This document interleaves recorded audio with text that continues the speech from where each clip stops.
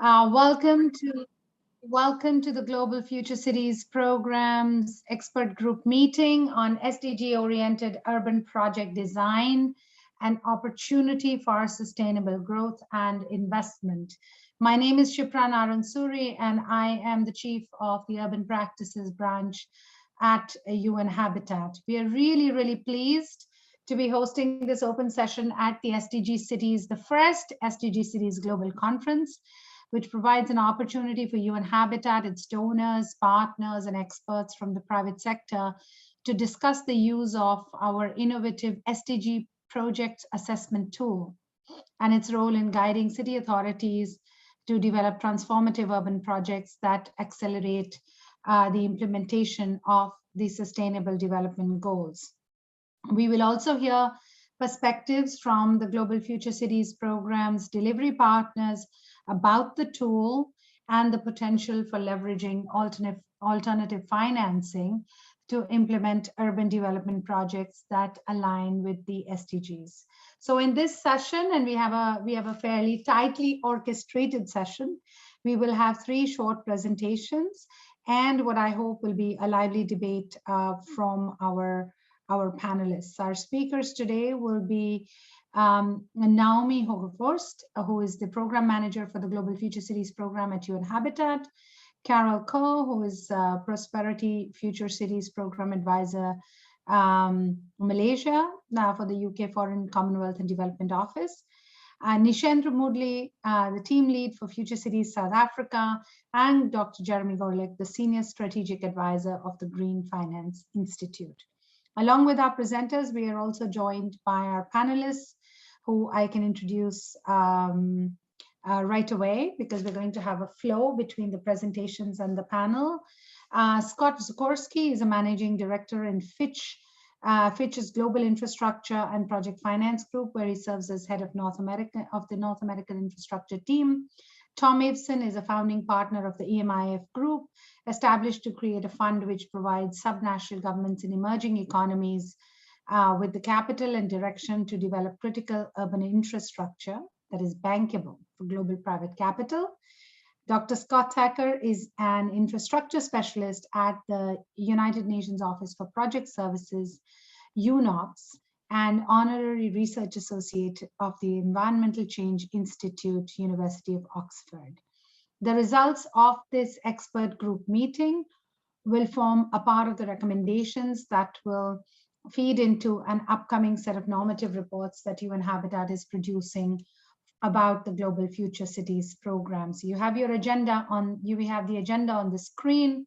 We'll start with some presentations, have a moderated panel discussion, go to our third presentation, and then continue with the panel's engagement, and then hopefully have time for some audience engagement at the end.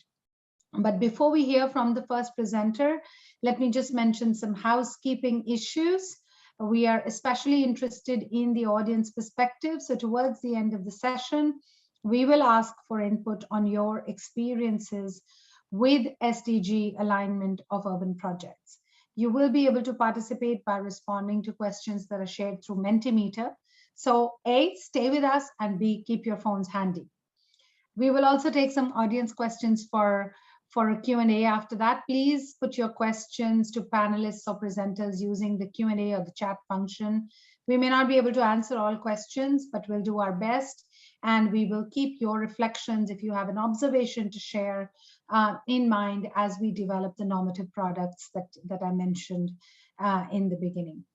So to start the session, let me introduce our first 2 speakers, and they will follow each other in that order. Naomi Hogerforst is a senior urban planner at UN Habitat's Urban Lab at the Planning, Finance and Economy section. She manages the Global Future Cities program and is focal point for the section's work on social inclusion and human rights. Naomi has extensive professional experience, both with UN Habitat, but also with the private sector, NGOs, and has been both a manager and a technical expert within the architecture and urban development space. Naomi will present the SDG tool and its role in accelerating local SDG implementation with transformative urban development projects. She'll be followed directly by UKFCDO's Carol Coe for her presentation on advancing SDGs in cities, Global Future Cities Program Perspectives from Malaysia. Carol is the Prosperity Future Cities Program Advisor for Malaysia in the UKFCDO, managing smart mobility and sustainable urban development programs in Iskandar, Malaysia, and Malacca. Carol has over 12 years of experience in program management, international trade and development, and marketing. So we have two very dynamic speakers. Let's get started. Naomi, the floor is yours. Thanks a lot, Shipra, for your introduction remarks. I will start saying hi to you all. I'm calling in from Nairobi, where the headquarters of UN Habitat sits, and I'm excited to see you all also joining from the other parts of the world. Today in this expert group meeting, as Shipra said, we will be discussing how to develop SDG-oriented urban projects to accelerate SDG implementation. And to give some background in this presentation, I will briefly explain to you the tool that we developed and tested for the Future Cities program to design sustainable urban projects. Next slide, please. I don't know, I don't see my slides actually. Yeah, great, thanks. So you can straight go into the next slide, Greg, thanks. So, as we are aware and we have seen, there's a growing demand from cities to develop transformative solutions for complex global challenges like poverty, inequality, climate change, health issues like the COVID pandemic where we are still in. And to support the SDGs provide an opportunity for countries and also for cities to holistically tackle those challenges through action on the ground. And to create prosperity for all on our sort of one and only planet, cities can leverage those goals for quality assurance of plans and projects to align with international agreed goals and standards. It can also help cities demonstrating SDGs to obtain international financial support, and cities can contribute to improving overall country results in achieving SDGs and also positioning themselves within the country and globally as a driver for sustainable development. Next slide, please. So in light of these times of growing demand for cities and these rising challenges, in 2018, the Global Future Cities program was initiated to provide technical assistance to 19 cities globally to improve planning and management practices through the development of 30 projects contributing to inclusive prosperity, gender equality, and overall sustainable urban development. UN Habitat has been engaged in this multi-stakeholder program to enhance the development of these transformative and impact-oriented projects. Next, please. And one of the instruments we developed to increase the potential impact of the program was this SDG project assessment tool, a digital instrument which includes a framework and a user guide to actually help city authorities and delivery partners to improve the quality of urban projects, to promote an enabling environment to ensure the likelihood of implementation, and to steer a participatory process, to also create awareness around the SDGs and how they can be implemented on the ground. Next, please. And although I talk about cities' impacts and assessment, it's good to understand the scope of this tool. So it is a project development tool and not a city context assessment. It helps to improve the quality of projects and not per se impact assessment. It's an in-process assessment tool and not a final evaluation tool. We would like to work together with stakeholders in this process. Next, please. And we developed an SDG framework with fields of assessment to achieve better quality and effectiveness of urban projects. It's based on the new urban agenda, the SDGs, of course, and globally adopted publications and guidelines. And for this Future Cities program, we also align to the objectives and scope of the program. So key drivers named here as technical aspects and effectiveness aspects. like social inclusion and financial strategies, are broken down in sustainability principles and performance criteria to create a project level assessment. Next, please. Here you can see a snapshot, I hope it's visible, a snapshot of the SDG tool framework to demonstrate how principles and performance criteria align to the SDG targets. And I'm explaining the structure by showing one of the principles and related criteria, focusing on the importance of implementing mixed-use development to create more vibrant cities and also improve distribution of opportunities. And you can see that those are aligned. I hope I have an unstable connection. I hope it's still okay. It's aligned to SDG targets such as no poverty 1.4 and sustainable cities and communities 11.1, which promote ensuring to have sort of equal rights to economic resources as well as basic services for all. So men, women, and particularly the poor and the vulnerable, as stated in the targets.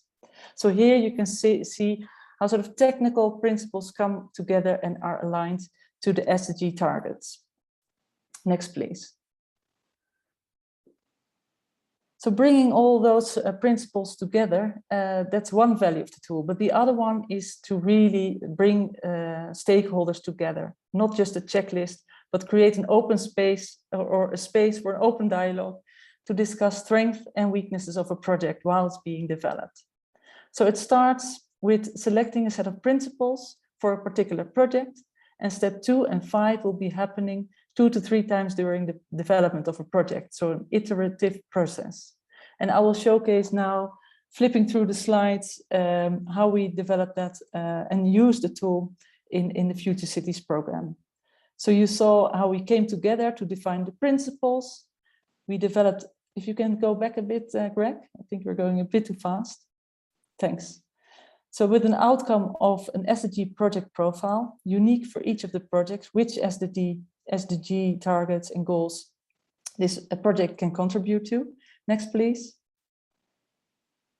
Then we reviewed the project and discussed the results. You can see in the next slide how we reviewed the project through these key drivers to identify strengths and weaknesses, where are the gaps, to focus the discussion on. Next, please.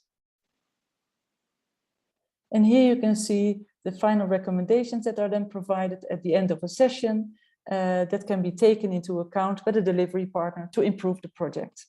Next, please. And this is one of the examples that we worked with the SDG tool on to improve the water transport project in Lagos, Nigeria, which had objectives to create more access, safe transport in Lagos for all. And if you go to the next slide, this project was also engaged in the wider SDG Cities program, where the SDG tool is part of. And the SDG Cities is also responsible for organizing this SDG Cities Conference. So here you can see the SDG Cities program at the different tracks where they engage with cities to help them with localizing the SDGs. So from a data track with, for example, the urban monitoring framework and voluntary local reviews as tools to guide city governments, to action planning, capacity building, and an investment track to be finally monitored.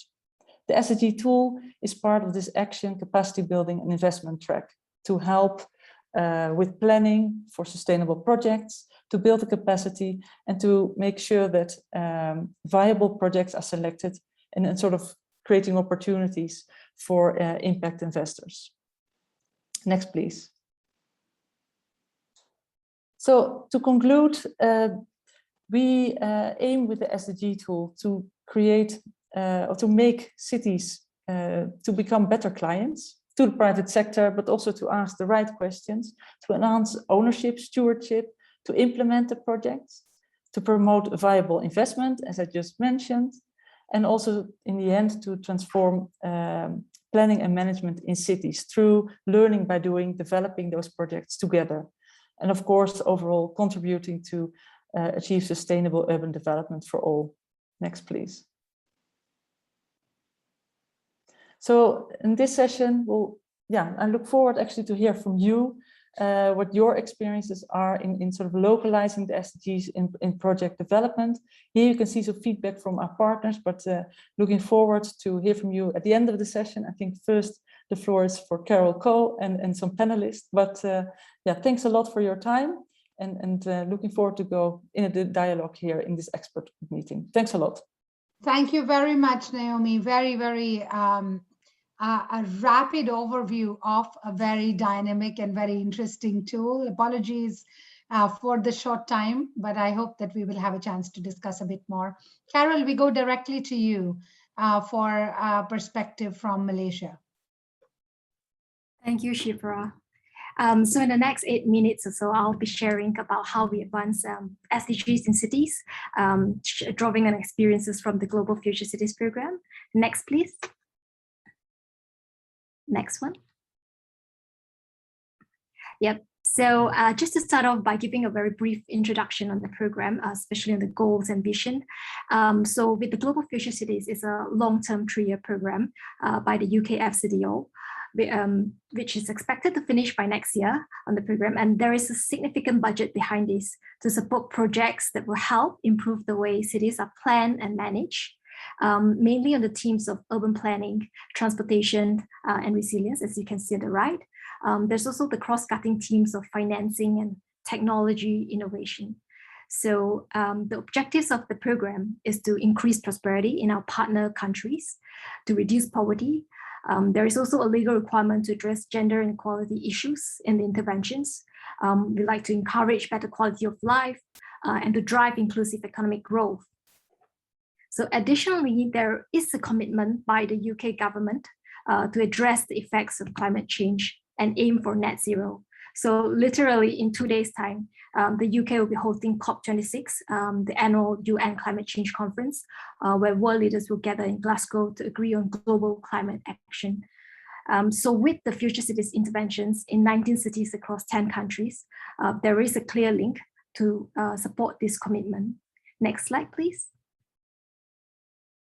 So what we're looking for in the program is to deliver that long-term impact and sustainability.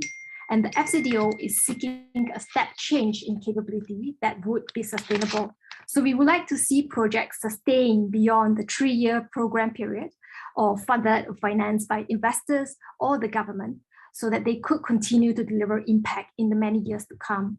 So that is the kind of return that we're looking for by investing in these programs. So to achieve that, we work with UN Habitat, who is our global strategic partner on the program, to use the SDGs as a metric to measure progress.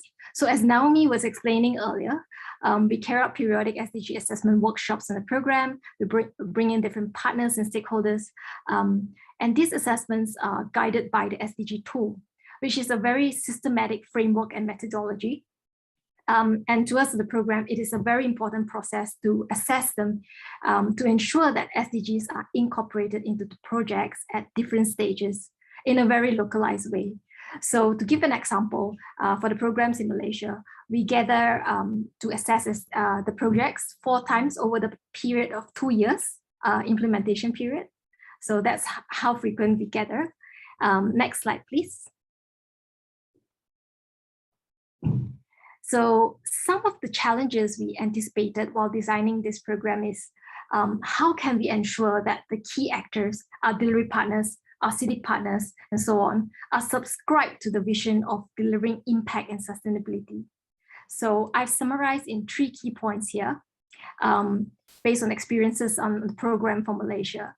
So firstly is SDG itself is a very powerful universal language, and using it to measure impact, it really resonates well with various parties. The fact that there are already a lot of awareness and the will to adopt these goals, be it with companies or with local government, especially in the Malaysia context. So it is easy to bring people together on this common ground and to use this tool to engage and discuss about the strategic opportunities during the workshops. It's a very helpful space as well to for reflections on top of the day-to-day program delivery. I mean, to have these assessment workshops. And then it's about turning that SDG concepts into tangible actions.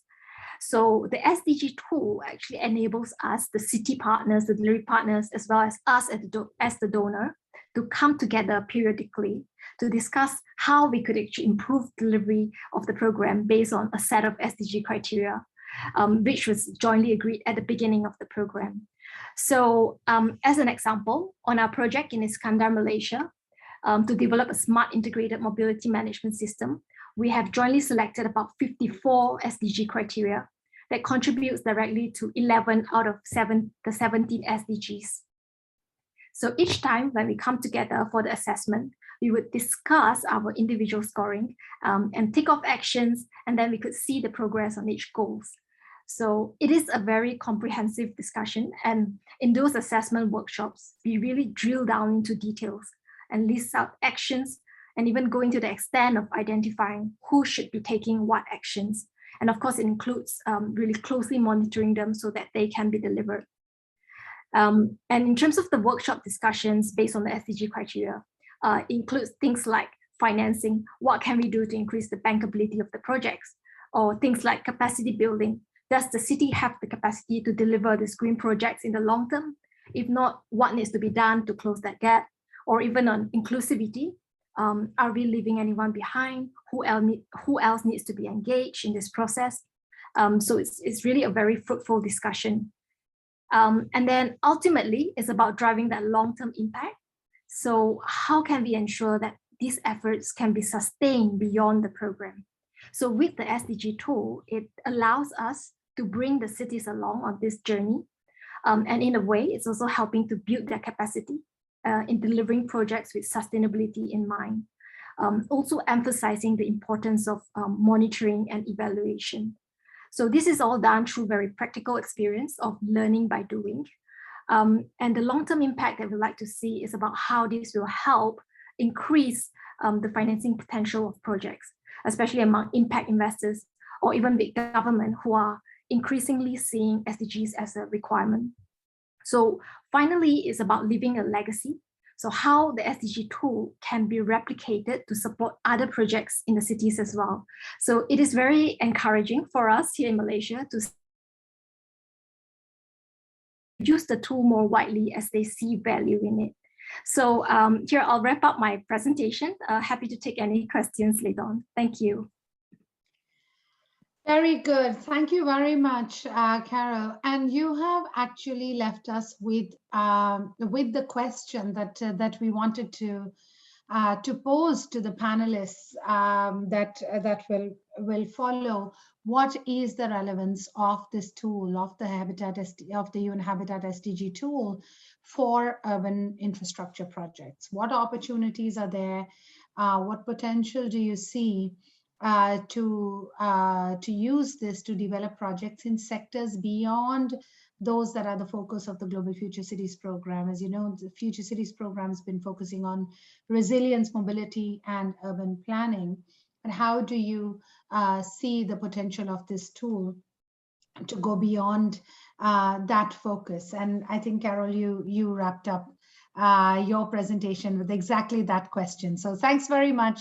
And thank you to Naomi for that presentation on the tool itself.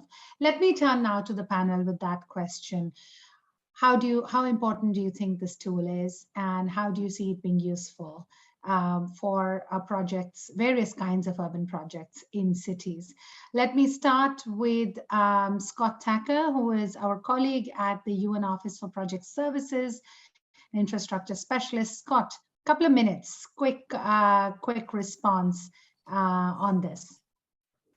Great, thank you very much, and for the presentation and indeed the opportunity to participate. It's in short, I think it's a highly relevant tool and activity that is importantly timed both at the beginning of the decade of action towards the SDGs, and indeed the eve of COP26. I think it's really well timed, and it certainly aligns with work that we've been undertaking within UNOPS around the importance of infrastructure for both the SDGs and the Paris Agreement. We found through research with the University of Oxford that infrastructure can influence 92% of the targets of the SDGs. This is research that we published in the journal Nature.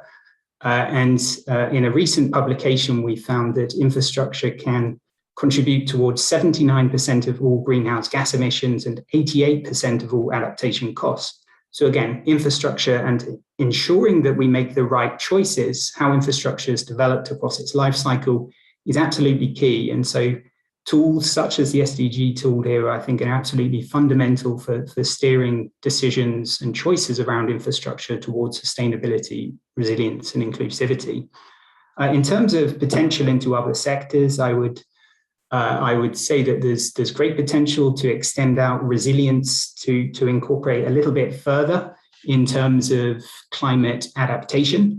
And also in terms of the climate thing to sort of bring out a bit more of climate mitigation, which many projects do due to the sort of interdependencies in infrastructure.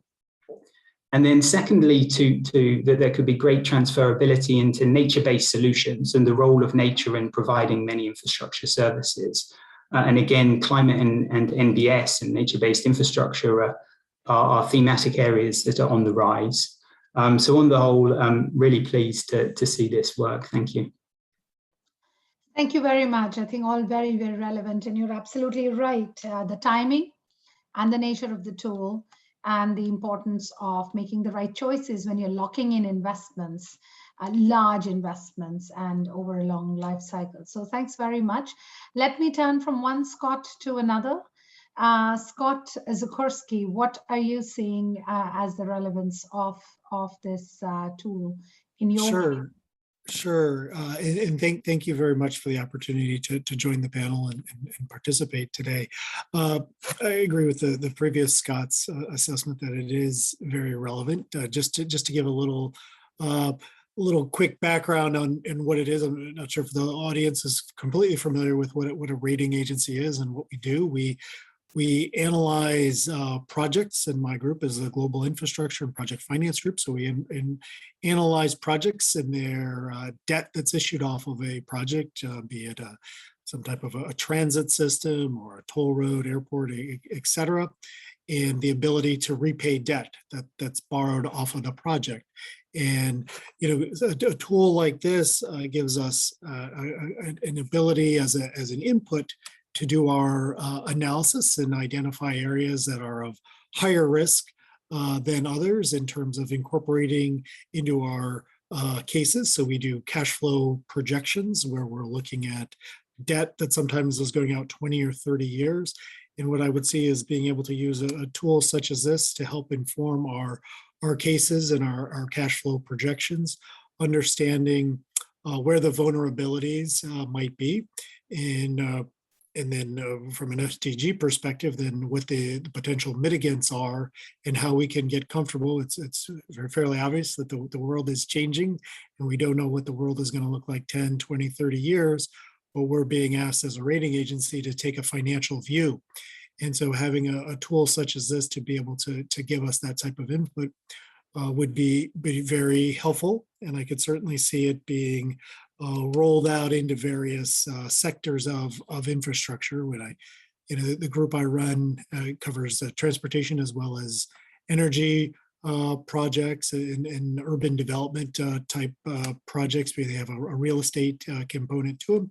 So all these factors are very relevant to those, and I would see it as an input for us as we do our analysis, because we're working on behalf of the ultimate investors, the debt investors, to come up with that type of view. So I would see it as being very relevant. Thank you very much, Scott. And that's a good segue when you talk about investors investing in infrastructure to Tom. Tom, how do you see this? Your role is, of course, to provide subnational governments with capital as well as direction to develop critical infrastructure, which is bankable, projects which are bankable. How do you see a tool like this? Does this help you in your work, in your decision making in any way? Of course, and thank you for having me on the panel. Absolutely, this is a very critical tool. So within the city's investment facility under UN Habitat, where EMIF Group operates at the CIV level, which is the investment stage to take it through that late stage development to bankability. Projects that come into the pipeline will come first through the investment portal, which is the initial submission of projects, and then move to the early stage development portion, the CIAP. And of course, UN SDGs is becoming the universal language, the umbrella language for all aspects of financial investments. And I'll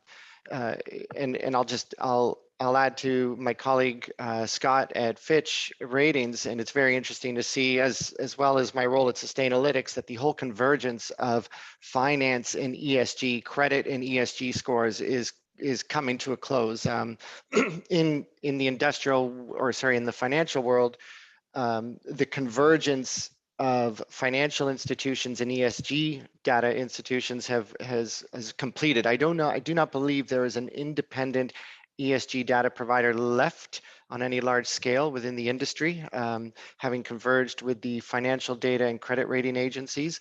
So having an SDG tool at that early stage for all projects, whether it's infrastructure or any of the fixed income instruments and financings that are coming forward, no matter how sophisticated some of the groups are, we are still noticing a lack of uniformity of understanding of what constitutes a good SDG goal and what does not. So I think having a tool that brings projects to that mid stage, ready for investments, whether it's through debt or equity, is crucial. So I think we're very excited to align with this, even at on the financial bond side, on the sustainable theme bonds. I'm pretty sure all impact reporting, while there might still be debate on what constitutes impact and the data that drives it, depending on which framework you use, the UN SDGs are agreed upon. So pretty much every commercial offering that I know that informs impact is based on the umbrella of UN SDGs, and most reports will map it out according to SDG categories. So I think having the SDG toolkit, especially at the subnational state or at the municipal level, at the city level, where I think teams are not quite as exposed to SDG project submission as the sovereign level large scale infrastructure projects are. I think this is crucial to make sure that projects can move through faster and actually move to the investment and construction stage. So I think this is great, and hopefully we can see it spread out, not just within cities programs, but across many of the development programs within the UN framework, and then of course to all the DFIs and all the other development initiatives. I think the sooner we all agree on the same tools and the same level of submission, the faster we can achieve all the goals. So thank you. Thanks very much. Some very, very important points there. I think, as you said, the SDGs are the universally agreed upon framework for impact reporting and impact assessment at this time. But I want to pick on one thing you said, and perhaps ask the other panelists also to respond. You said, you know, a tool at the city level is really important because that level, subnational level, may have less capacity, less experience in perhaps framing their projects according to the SDGs. Than at the national sovereign level. Do you really think so? Do you think the national sovereign level, we have a good enough understanding of what constitutes an SDG positive investment and what doesn't? Are we there yet? No, I would not say that. Because at Sustainalytics, we see a lot of sovereign level bonds coming to us, and that's increasing, where national governments are committing to climate goals or large-scale social impact or environmental impact projects. I think it would be more fair to say that the scale of the projects has attracted more private capital at a large level, the pensions, the large institutions, especially at the utility, renewable energy level. So I think there's just more experience and more exposure and more transparency for the large national projects, which therefore lends to more capacity being built up at the national level government stage to equip for the management and data to present SDG goals. I know our own research and taxonomy teams at Sustainalytics still go through a long due diligence process with these teams as they present their projects to make sure they properly align or are at market and best practices according to the financial world. And again, even the investment banking teams that are helping to advise are quickly ramping up in expertise. And there's still a very evident split between the financial institutions that have built big sustainable expertise teams that can advise whether it's national governments or state or municipal groups on what will pass the market expectations of sustainable impact. So there's still a big spread. I don't think we are there yet, but any time we can get to standardization and speaking more closely on the same language, I think that's great. So no, we're not there. I just think there's a lot more attention there, so people have had more experience to ramp up. Thank you. I think so. I think you're absolutely right. I think as the sooner we can get to that, and what we can learn from what already the learnings that already exist or the processes that are going at the national level. Scott Zagorski, do you think also having something like this at an early stage, as Tom was saying, early stage assessment, development of projects, will that help? Yes, I definitely do, because I think as we as a rating agency evaluating the debt are focused on the ability to to be able to repay principal and interest, and to have that early on as an input to our case development in terms of the way that we analyze the project is very helpful. And I think what you'll see in the coming years, these types of tools and issues being that much more relevant versus started in the business two decades ago. This was not a topic when we were analyzed. I used to be on more the lending side of things, and this was not something that was thought up. And as the world has evolved, and it's becoming more and more important, and because it's very clear what the world's going to look like going forward is going to have and be impacted by these types of things. And so be able to have that type of input early on. And there's two, there's not a sales pitch by any stretch of the imagination, but there's two products that Fitch has in terms of we rate the debt. But then there's also, we have a sustainable Fitch, which rates the ESG components, and you have a green bond rating that folks have likely have heard about. And I see this type of tool being important to both looking at the debt financing as well as being able to assess for ESG ratings in there. And this is, a lot of this is driven by market demand in terms of what investors are craving in terms of scoring from an ESG perspective. So it's very top to mind when I would meet with investors a decade ago. ESG wasn't something that came up all that often, but as years have gone on, and more recently, every conversation is about it. And I think we're just going to be incorporating more of these types of things into our analysis globally, not just in one region versus the other. It's a global trend right now. Fascinating, and it's important that those conversations are shifting, right? It's very, very important that those shifts are taking place, because unless at that global level, unless the investors, are making conscious choices of where they want to put their money and why, I think we're not going to see the big shift. So that's really good. Thank you so much. There are a few questions in the chat, and I would really request each one of you to look at the chat while we go through the next round of presentations and perhaps respond to those.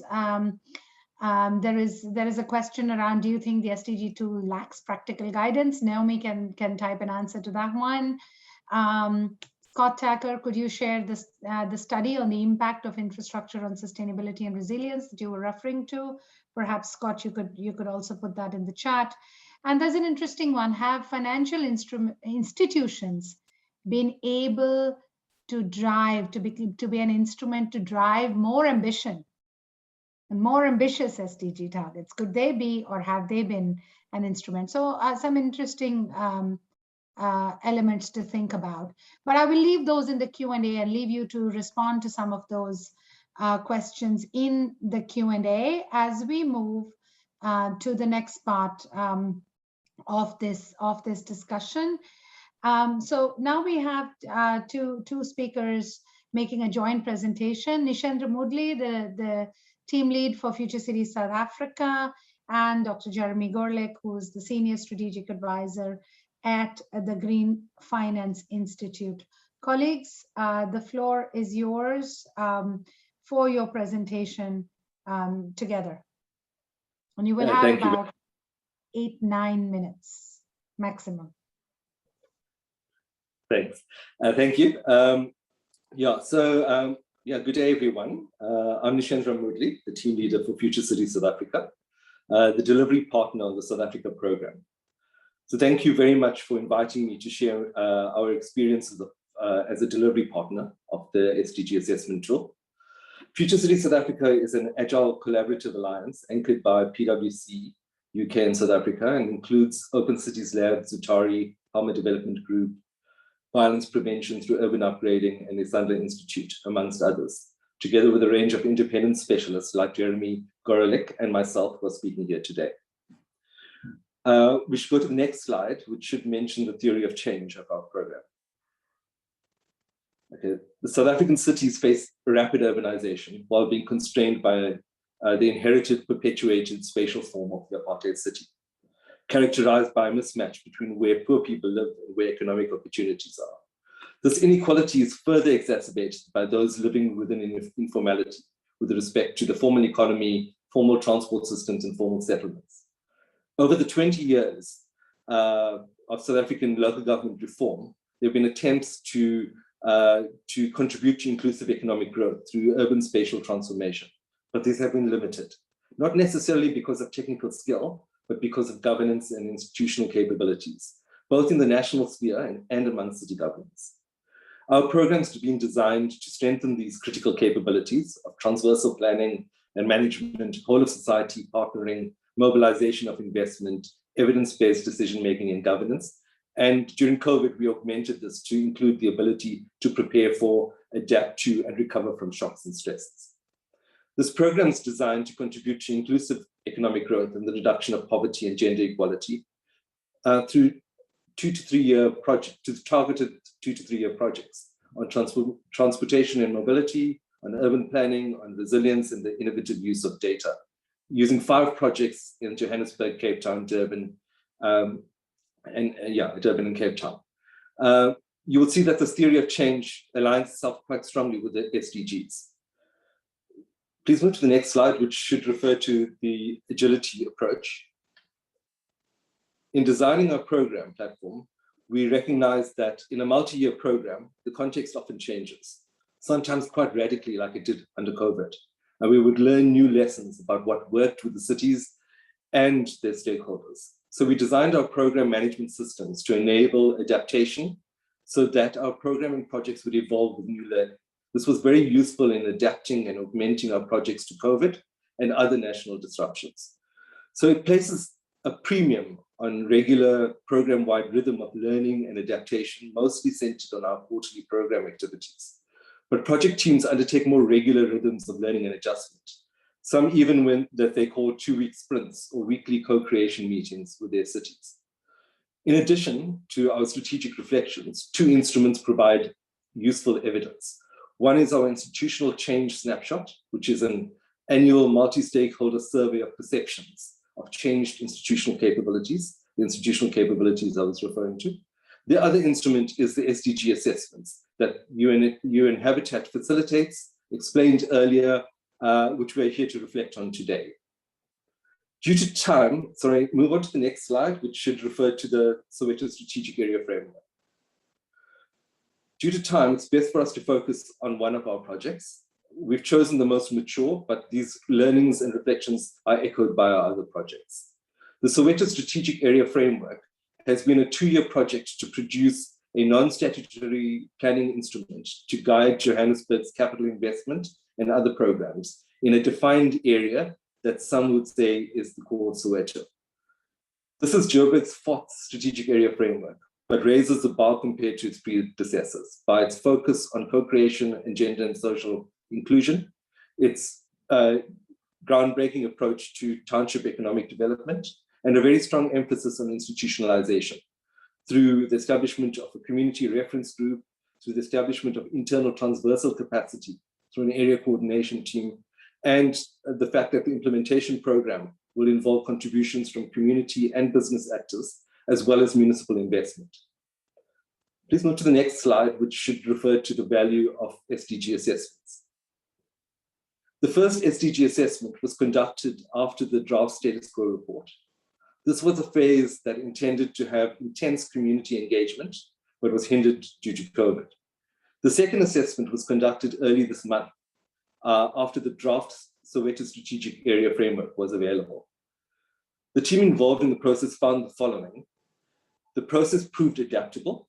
Initially, it was a resource-intensive process of city officials scoring separately from the delivery partner and then a synthesis.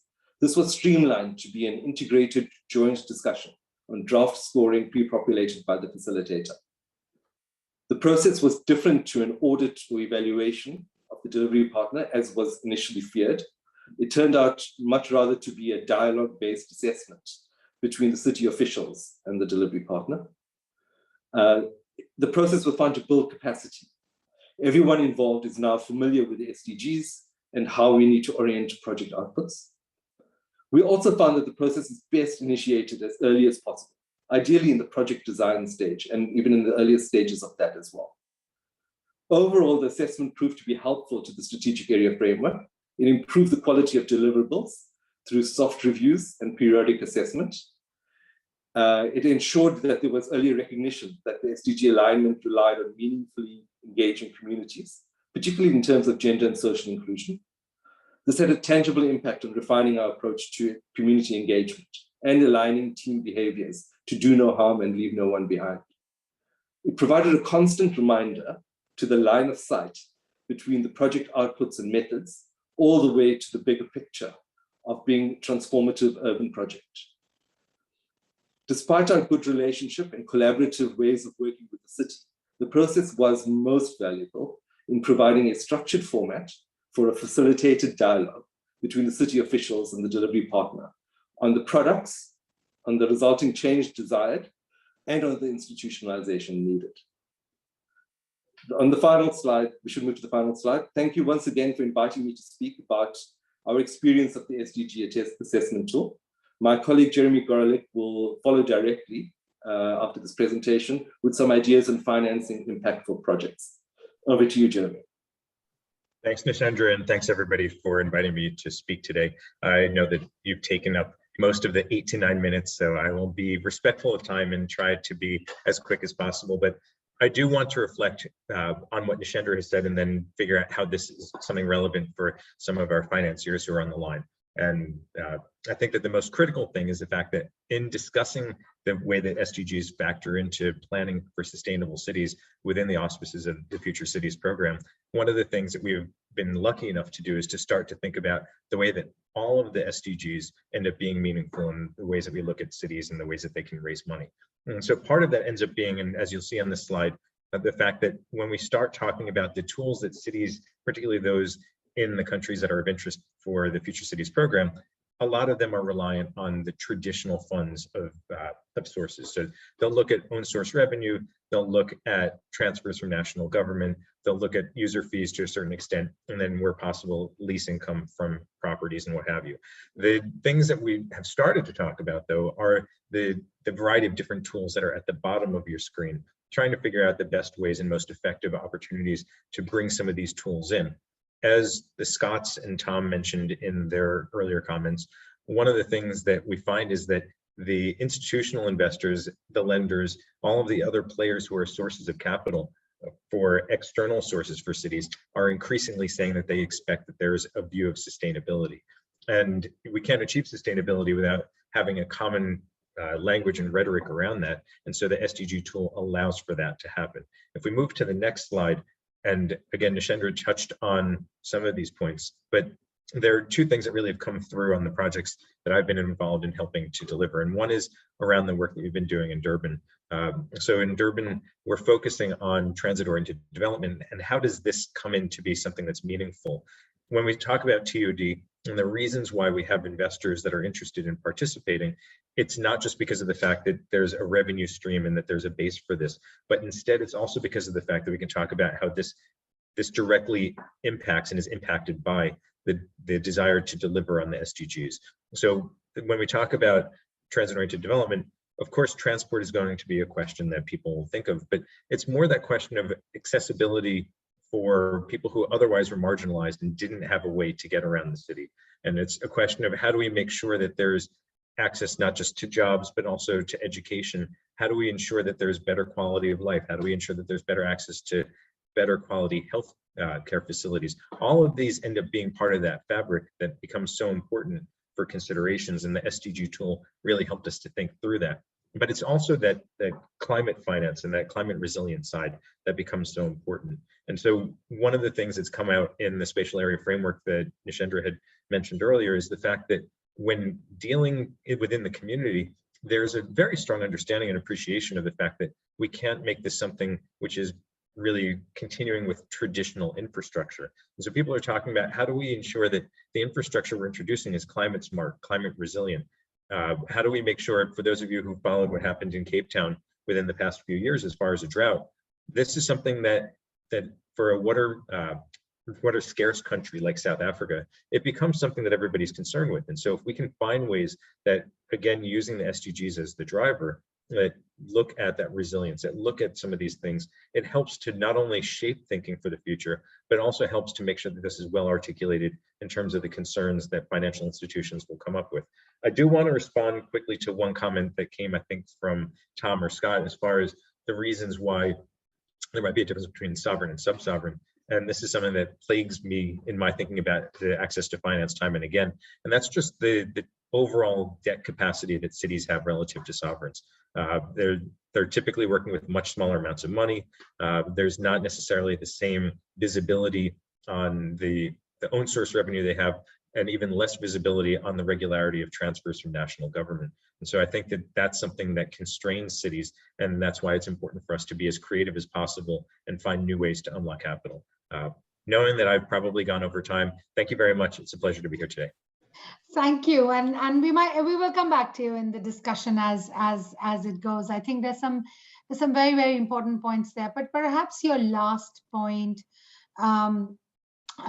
is the framing for our question to the panelists, which is, how do you make that shift when cities have much lower debt capacity, as Jeremy was just saying? How do you make that shift from traditional funding sources, traditional financing streams for cities to these additional funding options and to capital markets, to private investors, to DFIs? How do you unlock these additional financing options for cities and for what we call sub-sovereigns for realizing projects that align with the SDGs? And again, keeping in mind how the SDG tool can play a role in that. So perhaps I go to you first, Tom. Sure, thank you very much. Well, programs like the city's investment facility is specifically targeting groups like this, and all the things that Jeremy just mentioned are those reasons. The subnational level at the municipal level do get overlooked for size, for credit quality, for access to revenue, for reliability and consistency of that revenue. Absolutely, those are the key drivers. Especially as you start focusing on non-OECD countries, that becomes a bigger and bigger challenge. I wouldn't say, I think all those, the DFIs and development capital that we're used to seeing come into these regions, it's all there. I think the largest thing plaguing the municipal or city level is to Jeremy's point, also the size, their access to the size of revenue. So if I'm a multi-billion-dollar fund with a mandate to deploy 60 billion in assets, and I need to get that done, it's much easier to focus on a nationwide level port and a cross-country or regional infrastructure project than it is a smaller size project in a municipality, which just won't move my needle as far as achieving that deployment of capital. Having said that, the smaller programs, especially if we can add some credibility and reliability to the projects at the earliest stage as they come in, utilizing things like the SDG tool, I think it becomes a volume game. And in my entire lifelong experience of how capital works, the first investments are the slowest to come, and then the minute those start to show success, then the rest of them pile in after saying, wow, this is a great program, and let's invest in that space. So I think programs like SIF, there are many other urban infrastructure initiatives that are trying to bridge that gap between need and demand from private capital. And I think the SDG tool is key to that. On the sustainable finance side, coming from the Sustainalytics world, where we spend most of our day reviewing projects and bonds, the innovation, and this is a message I like to bring to everyone in any panel I'm on, any region, the innovation being applied to sustainable themed financing is incredible and inspiring. So municipalities, individual project financing groups, there's a huge demand for sustainable fixed income instruments out there. We're moving to asset-backed, project-specific bonds that are being issued, and coming to the table for these projects with an SDG tool already representing the project, I think is only going to help everyone. So I'll pause there and let others speak, but it's all there. I just think we need to keep the momentum going. Thanks. Keep the momentum going and get that early stage investment. You know, as you said, the first investments are the slowest to come in, and then money attracts money, and we go from there.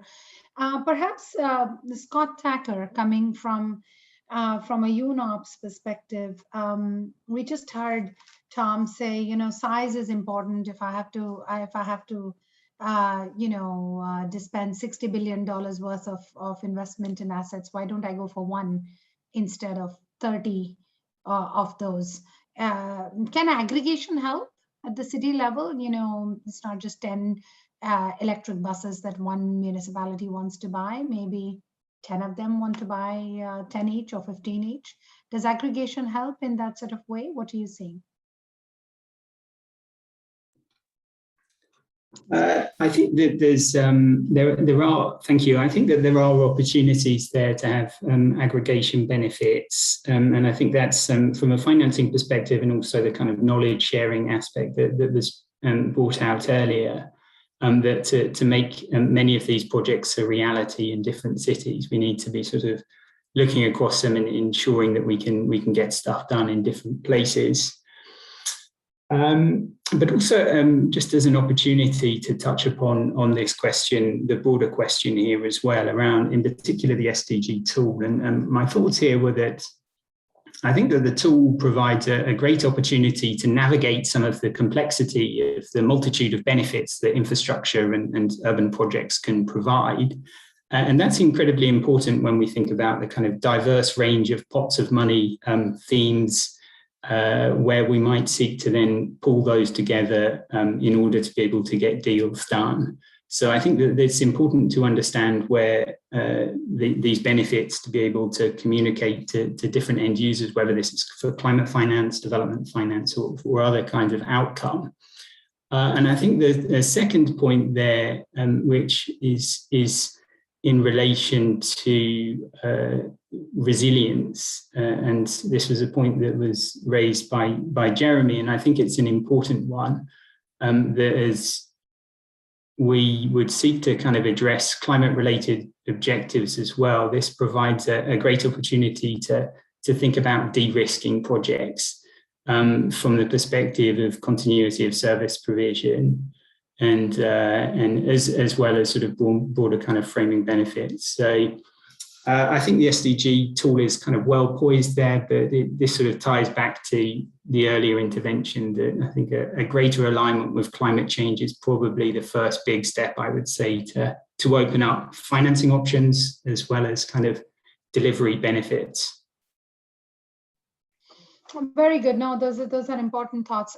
Scott Zagorski, how can this help? The main question on your screen, how can this tool help in unlocking additional financing options, shifting from traditional to much more creative, much more diverse financing options? Yeah, so sure. So, from looking at it from a, whether you're talking about capital markets or bankable, debt instrument that has been referenced before, I think at the end of the day, ultimately what those that investors are looking for is some type of a revenue stream that they can count on. And when we talk about sustainable finance, and we take an example of an infrastructure asset that you want to have a handle that it's going to be there for 20, 30 years out, and being able to use the tool that can to give you that kind of input, in terms of what's going to be out there in the long term. And I think that when we talk about references, the first money in is always the hardest to get. I think a lot of times what those investors are ultimately looking for is that it's going to be money good, that this is going to pay off, and that the project is sustainable.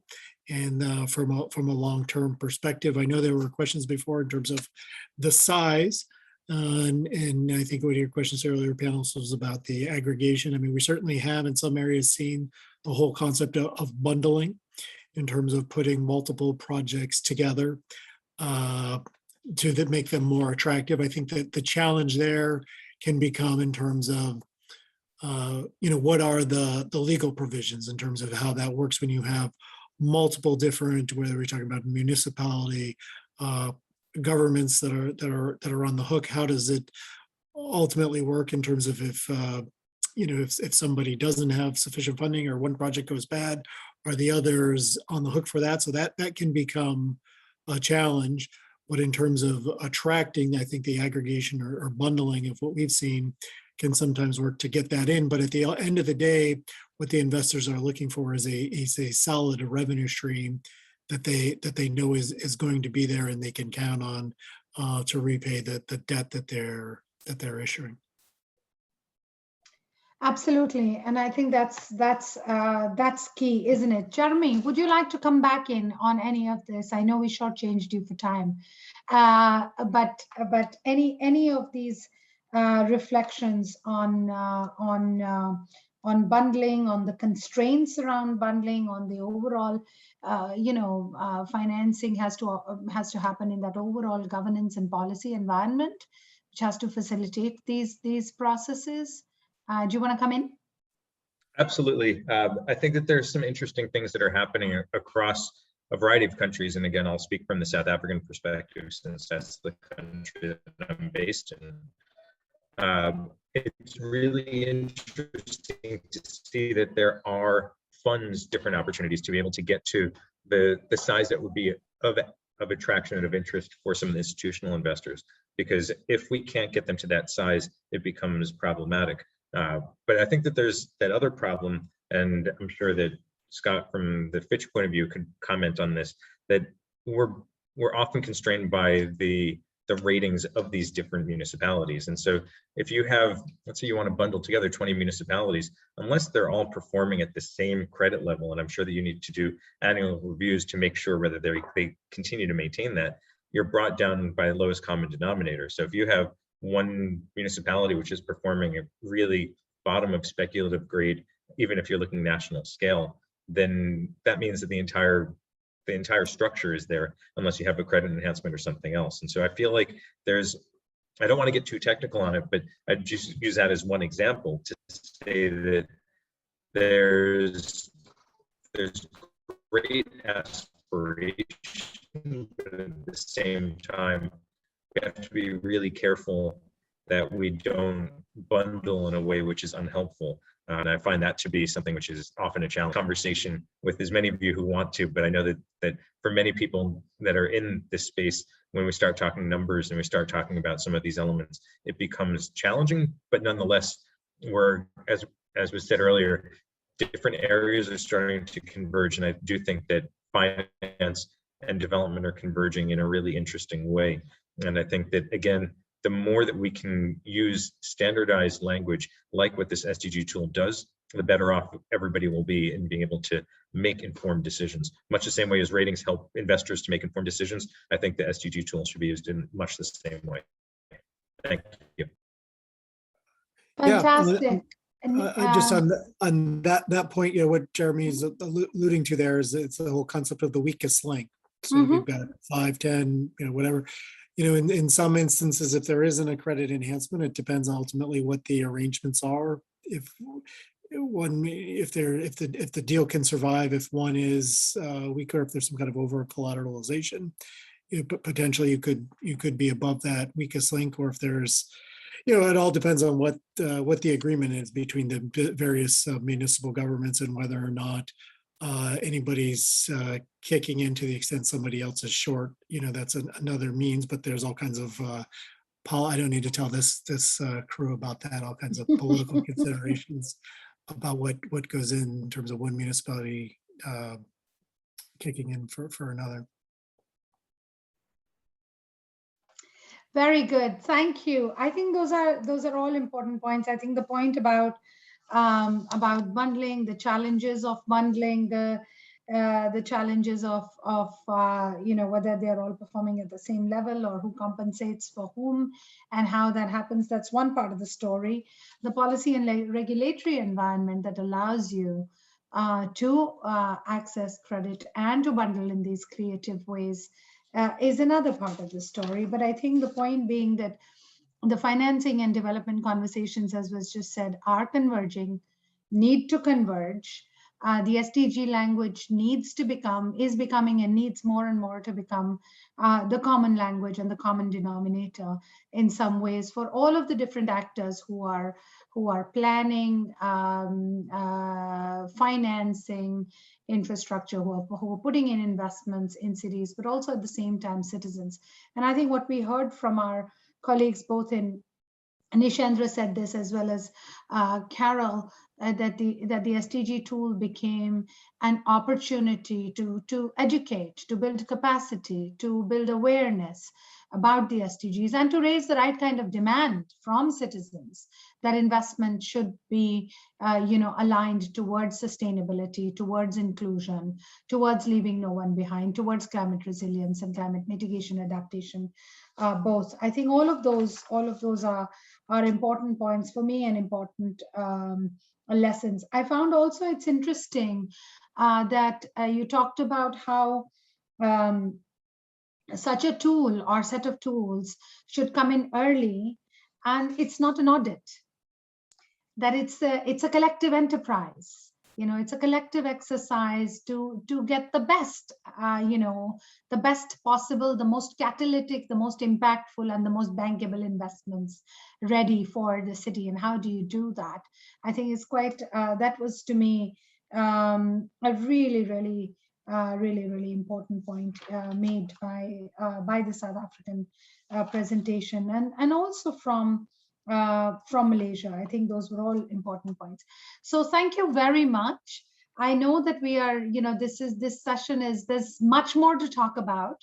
If I left the 7 or 8 of you in a room physically, I don't think we'd be able to get you out. But thank you again for a very, very interesting discussion. There are some more questions in the chat and some more observations that we would love you to answer. I should now hand over to Greg Mexcroft, who's going to run the audience engagement part of this session with Mentimeter. So please keep your phones handy. I have mine. And scan this code or go to menti.com and use this code and then respond to our questions. Greg, over to you. Thanks, Shipra. As Shipra just said, my name is Greg Mextroth. I'm an urban designer and mobility expert with UN Habitat's Global Future Cities program. We've just heard from experts on the effectiveness or the potential effectiveness of the SDG tool, and now we want to hear from you, the audience. We're going to conduct 2 Mentimeter polls to elicit real-time data on what you all think, and essentially what you all have heard today as well. As Shipra mentioned, we will be using the data from these polls as part of normative research on the tool itself that the Global Future Cities program is currently developing. So to access the polls, please use your phone to scan the QR code that's on the screen right in front of you. Or you can go to menti.com and type the code 4923 at 3240. So I'll give you a couple of seconds to do that. Also, just to note to the panelists and the experts, if you could please leave your cameras on for this section, as we do have some time for discussion of the 2 polls as we get results.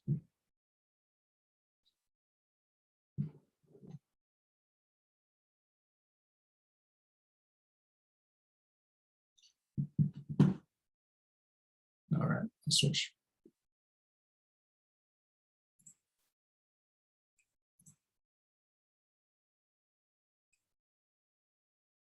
Already getting some results here. So the first question is, in your local city or home area, what would an SDG tool be most useful for? I think today we've heard a lot about how it's useful for measuring infrastructure projects, building capacity. But if you could have an SDG tool that your city or your home area actually has access to, what would you like it to actually do?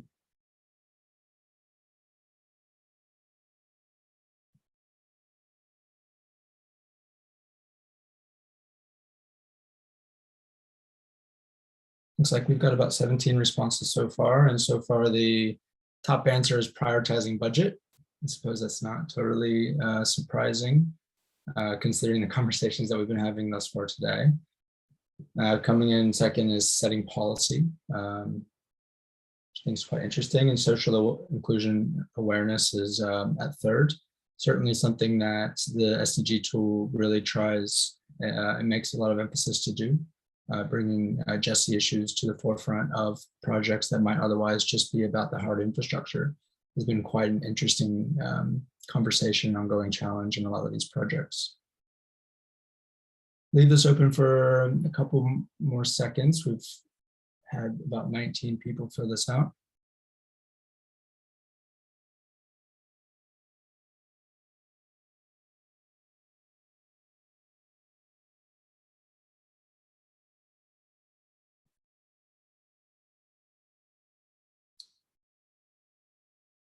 All right, thanks everybody. So it looks like prioritizing budget is currently the highest vote getter, with measuring success of projects as second. So I suppose turn it over to, let's choose one of the Scots. Scott Sikorsky. Does any of this surprise you? Any thoughts on the results of this? Not overall. It doesn't overall. I think that's generally consistent with our house view here at Fitch for the most part.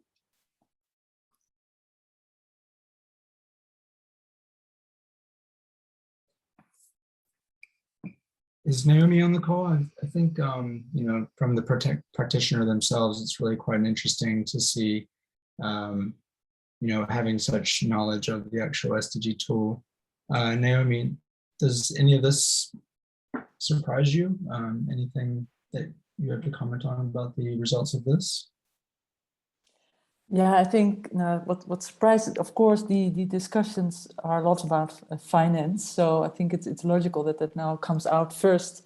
I think, and also sort of measuring success is maybe related to that, to mitigate risks. I actually hope that in the end, the drivers are more on social inclusion to make sure that we create more awareness on the SDGs to really ensure that these projects are developed for all, and also helping the planet to recover. So I think it's more an opinion than a sort of reflection perhaps, but hope helpful. Sure. Scott, you have your hand raised. Would you like to chime in? Yeah, just to come in on that, I think one interesting observation is that I think that the tool is quite good at doing 4 of the 5 things. So helping to prioritize budget and set policy, and then which is more explicit outcome of the tool, but then more implicitly to raise awareness and engage the community. But I'm thinking here about the second one, measure success of projects, and thinking about projects, as was mentioned earlier, they're projects that often span multiple decades. And of course, this project, this tool is more about the upstream at the beginning of the life cycle, which is, as has been remarked, a really important part of the life cycle. But it sort of begs the question, how do we think about sort of ensuring that we have a system of measurement of success of projects, and thinking, do we have a framework for that? Quantitative systems of measurements that kind of are on decadal timescales. How do we sort of, to what extent are we prepared as a community to engage with that? So just one reflection. Yes. Fantastic, thank you for that. Naomi, would you like to chime in? Yeah, maybe to follow up on what Scott was mentioning on sort of measuring success. I think that's also one of the values of the tool, that we are looking at in each of the contexts to sort of measure success. And it's better to also perhaps look at progress in a certain context, because if we are starting to compare, then of course the least developed countries or cities have more challenges to actually attract alternate financing options. So I think that's also something perhaps that this tool could contribute to, and I'm also happy to learn from others what they think about sort of measuring success in a sort of also a progress way. Yeah, that's exactly right. The tool is used in so many different contexts, and really at the beginning of the program, we set different SDG profiles for each place, just to say this, you can't necessarily compare each project to one another. They have their own unique set of circumstances, their own unique profile, their own unique risks. Does anyone else want to add anything before I move on to the next? Tom, looks like you have your hand up. Sure, thank you. And I just want to put a different perspective on this survey and the answers. So coming at this through EMIF group and involvement with the city's investment facility, the whole goal is to try and bring private capital to projects at a certain stage to get them to that final bankability stage, which is the gap is the development gap, the required development gap is broad and wide, but it becomes very acute at that last mile. So how do you get the private capital in and get these projects to a level that will attract the global private capital that is needed? And I want to point out that these are great, I guess, categories to judge them on. But what I've seen over the last 2-3 years is SDGs go from a nice to have, and from an urban planning or NGO regulatory guidance to a must have.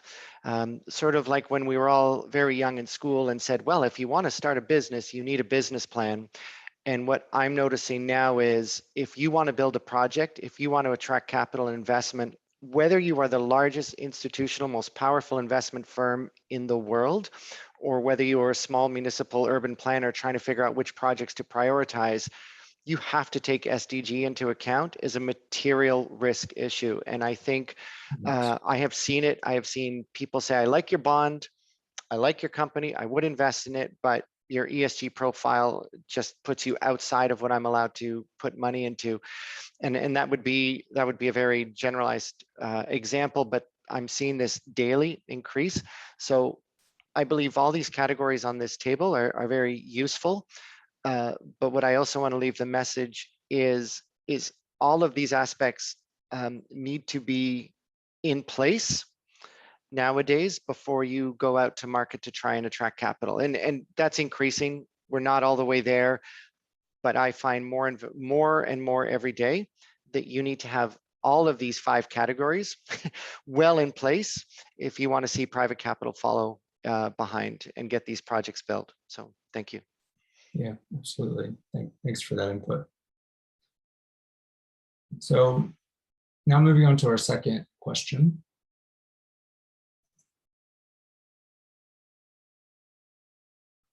So this is an open-ended question. So you feel free to just type in your answer and it will show up on the screen, and I'm sure we'll get a number of them. But how could an SDG tool be enhanced or made more relevant to your own work or to your own life? This is really talking about localizing SDGs. Is it something that can actually be impactful perhaps in day-to-day life? So I'll leave a couple of seconds for people to respond, think about answers. I'm gonna put one in myself.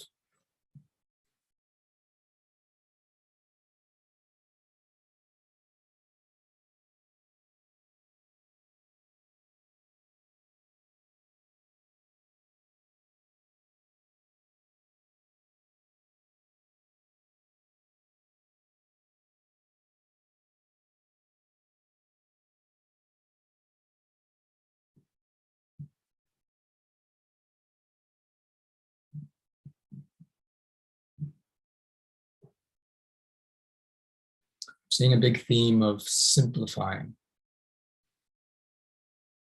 One saying simplify, making it an app, perhaps more usable, more user-friendly.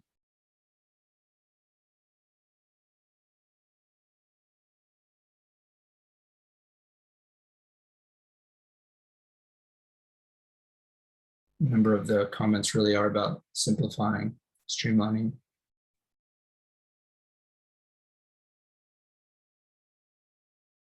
Yeah, I think illustrating its relation to national SDG profiles, making sure that the strategic context is always there for these local projects, I think is quite critical.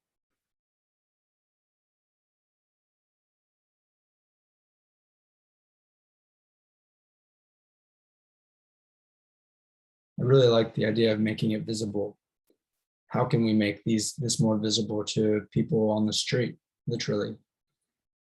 How can we get people talking about these issues?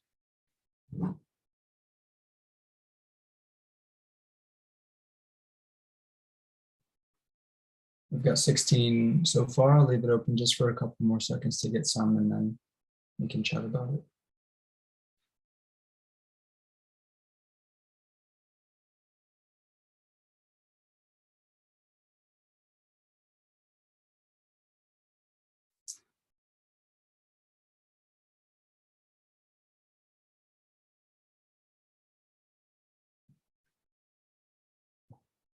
So I guess this is a really good question for the practitioners on the panel today.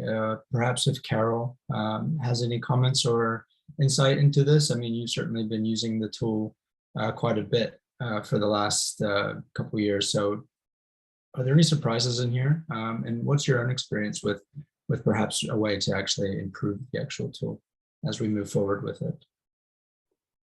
Yeah, I think it would be good to sort of make the tool more friendly for youth as well, because in our program work, a big component is to engage the youth.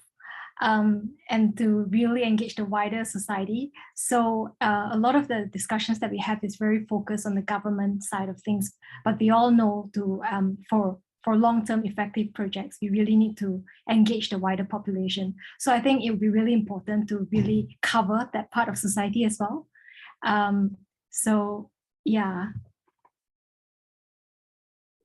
Great, thank you. Ms. Chandra, did you have anything to add? Anything on here that surprises you?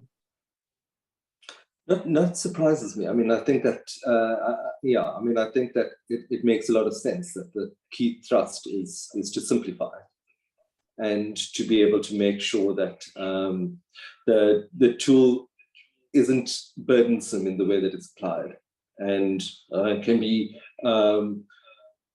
operated or replicated with as little guidance as possible, and to the extent that it's self-explanatory. I think Carol made that point earlier.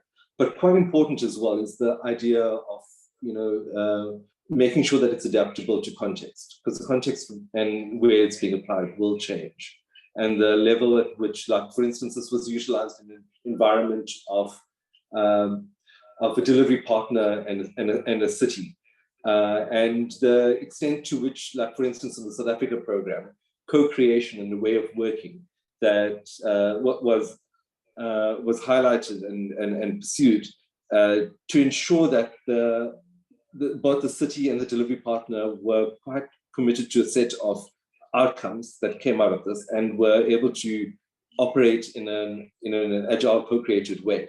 So having separate assessments proved to be relatively not useful in a context like that, and the whole idea of having integrated assessment between the delivery partner and the city was quite an important adaptation to context. This might not hold in all contexts where there's clearly a different way of working on other programs between the delivery partner and the city. So,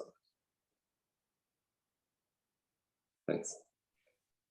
Thanks for that. Jeremy? I just wanted to add one observation that I've had, and I think it's that sometimes city officials get just fatigued with the number of different tools and instruments that are out there. And I feel like it's not just a matter of simplifying this, but it's integrating this into others, so that this is not something where people effectively need to say, oh, here's another thing. I mean, to be really frank in the conversation, I feel like in many of the discussions that we're having with city officials, where we're encouraging them to not just look at this with the support of FCSA, but to have this be a critical part of their decision making into the future, I question how many of these cities will continue to use this particular tool into the future if there's not somebody there to help them. So it is that question of simplifying, but it's also making sure that this is something which becomes a part of the way that they do their general business, and maybe making this something which is integrated into other pieces. I feel like while everybody accepts that the SDGs are a universal tool or a global tool, because we don't know what other planets in the universe might be using other things, but I do think that we need to make sure that we're doing things that become as much of just business as usual as possible. And I don't know if that's going to be achieved unless we make this something not just simplified, but integrated. Great. Thanks for that. I really could talk about this for a long time, being somebody who's using it every day. But now's the time for our Q&A. I think a lot of these issues will also get borne out in the Q&A itself. So now if I can hand it back over to Shipra to field some questions from the audience. Thank you. Thank you. Thank you, Greg. That was very interesting. I was dying to jump in and I thought, no, I shouldn't. I'm speaking too much already. But very, very interesting. And I found particularly the last question, the comment on certification, and a little bit like what Jeremy was just saying, do we need more tools or do we need integrated tools? Do we need more certification? Do we need what kind of certification? I mean, it's a complex question when you go down the certification route. Especially because the SDG Cities flagship program, of which this is also a part or intrinsically linked to, has proposed a larger certification system. So quite interesting. And thank you all for that engagement and for those insights. I have 2 questions pending from the previous session. I'm not sure we'll have time for more, but if you do want your question taken, then you have to play what we call in India, or what we call in Who Wants to Be a Millionaire, fastest fingers first. So if you do want your additional questions, you had better type them in the chat in the next 30 seconds. But we have 2 questions pending from before. One, have financial instruments previously been able to be an instrument to drive more ambition, to drive more ambitious SDG targets? I think Tom answered it in the chat, but it might be interesting also for some of the other panelists to take it up. And the second, how might the tool help third sector initiatives, voluntary and community organizations, social enterprises, cooperatives? And Nishandra, you hinted at this a little bit now in terms of joint assessments, joint work. You know, it's not just either or one sector, delivery partner and city, but it could be more. You know, it could be much more an integrated process. So perhaps the first question to Scott from Fitch. Scott, have financial institutions been able to drive more ambition? Are they? Yeah, I think they're certainly positioned to do that. When we think about the ESG relevancy and how that's impacting where they're looking to put their money. And I think that's certainly something, I mean, no doubt from the press releasing even as recently as this week, with certain companies making investments in areas as a result of the ESG sustainability considerations, that I think it's certainly heightened it from that, and to the point where I could say, just as an anecdotal example, I know from our own portfolio now, issuers are looking for, when I say issuers, those that are borrowing the money, that are requesting the ratings from us, they're more attuned to it in terms of ESG sustainability considerations, and looking for more disclosures in their financial statements as a result,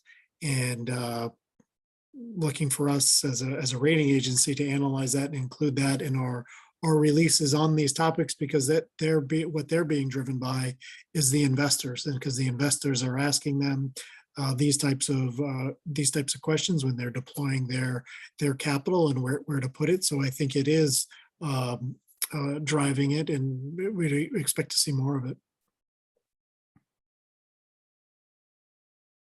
Very good, thank you. And I think that's important, that we are seeing it and we expect to see more of it.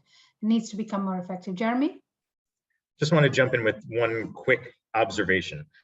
I think that it's great when cities talk about ESG and when they start looking at different exciting ways that they can access finance from new and untapped pots. But I also think that there's a tremendous danger, for example, when we talk about environment and we see cities that are issuing green municipal bonds. There are a number of cities that issue bonds that are refinancing existing projects. They find ways to label them as green because there's not necessarily stringent ways of either categorizing or having strong taxonomies. And I think that actually, it has negative connotations for the work that we're discussing on this. So we talk about sustainability, and some investors feel like they're getting burned because even though there's a veneer of green, there's not actually that legitimate green in there. So I feel like there's a lot of people running at ESG, but not a lot of people who get it right. And some of those cities that are doing that, even those in South Africa that issue green municipal bonds, sometimes I think we need to take a hard look at what that actually entails. Thank you. Very important, I think. And this brings me possibly to Scott again from Fitch. Do you see that? What Jeremy just said, you know, the greenwashing of some of the previous projects through these instruments? Yeah, it's certainly out there. I think from a rating perspective, we have our criteria. So we have to be transparent. So when we're going out with a green bond rating, happy to provide the information and the background of what that includes, but we're defining it. And that as a regulated entity, such that a rating agency is, we have to disclose our criteria.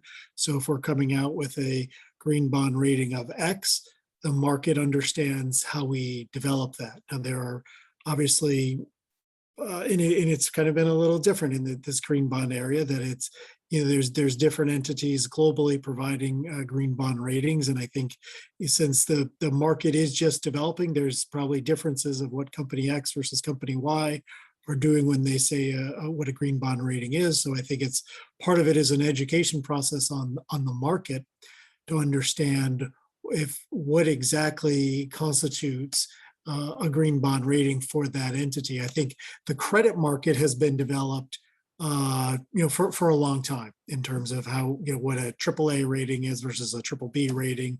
It's understood.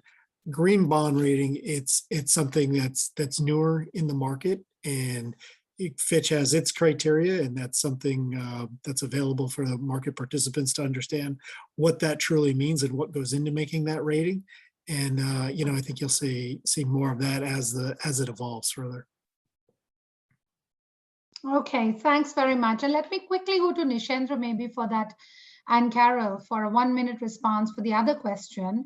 How might the SDG framework tool help third sector initiatives? Nishendra, you first, and then Carol.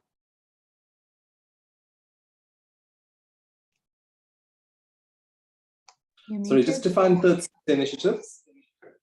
Voluntary community organizations, social enterprises, cooperatives, various other kinds of initiatives, not necessarily from the public or the private sector.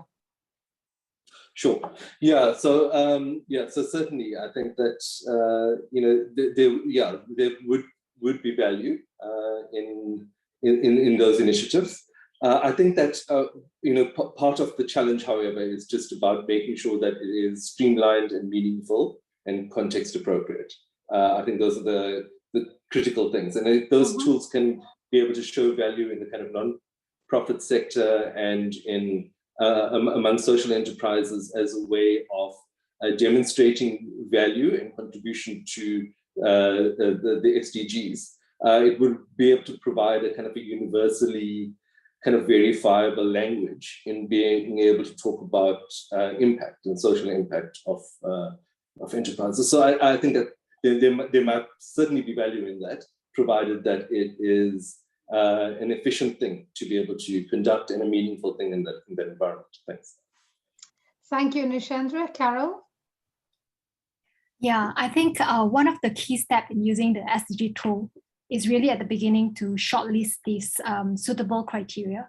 So I think it would be really helpful to actually have a sort of a special toolkit targeted for this sort of initiatives, because definitely the criteria will be quite unique.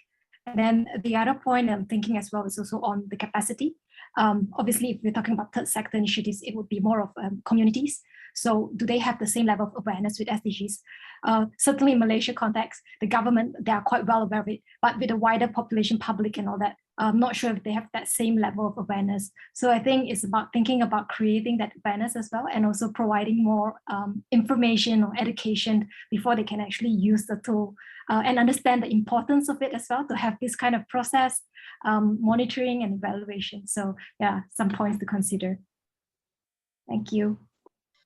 Very good. Thank you, Carol. And we are really coming now to the end of this discussion. My God, very, very, very rich. I think there's some things that that to me stood out, perhaps starting backwards and starting from that last question, plus what Carol just said.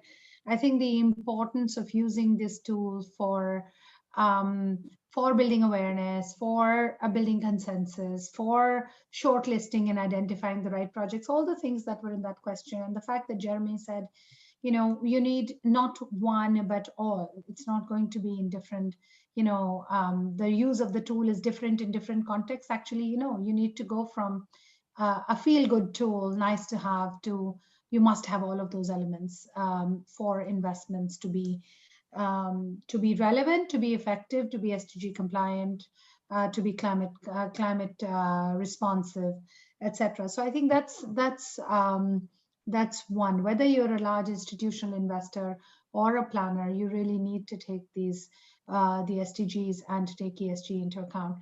The second thing that came out quite strongly was, and I mentioned this before, the finance and development conversations that are converging. I think it's very important that they are. It's important that they come closer together. The innovation that's coming in terms of financing, in terms of sustainability themed financing, climate themed financing, is huge, and the demand is also big. And the more we can use standardized language as the SDG tool promotes, the easier, the better to make informed decisions and the right investments. So that's the other thing. I think we heard that the tool can be, right now it focuses on urban planning, on mobility, on resilience. But as we get into COP, I think it's quite important, as Carol was also saying and others, that we bring in a much stronger focus on climate. Beyond what we're talking about in terms of resilience. And then finally, bringing people together is a very important dimension of the tool. Interesting dimensions, as I was saying, simplify, user friendliness, context appropriateness came out quite strongly.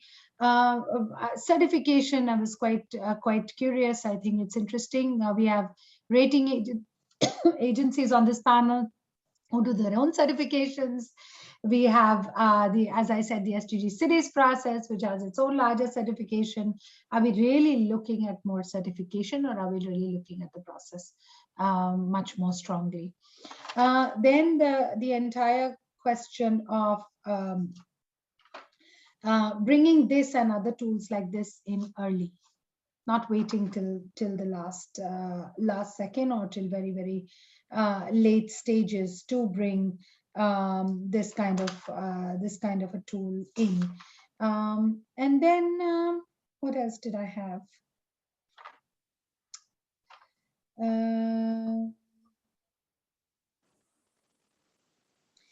Yeah, I think. I think building capacity, an important tool, you said, for both debt financing as well as ESG ratings. I think that was quite an important point. And I think the ability of this kind of a tool to shift from very conventional financing to much more creative, new financing options and a financing ecosystem that is much more diverse. I think the possibilities are all there. It just means that the team has a lot more to do. In terms of both developing this, trying it out, contextualizing it much more, and simplifying it and making it much more user friendly. So those are just some takeaways. But I'm persuaded that this is not the end, but the beginning of our conversation. Thank you all very much on behalf of our audience, on behalf of my team, for joining us today, for your insights, and a big thanks to the audience for your participation, for your engagement. Thank you, Greg and Ryan, the co-hosts of this event today, and for your tireless back of house work that made it possible. Thank you again, and have a very good day.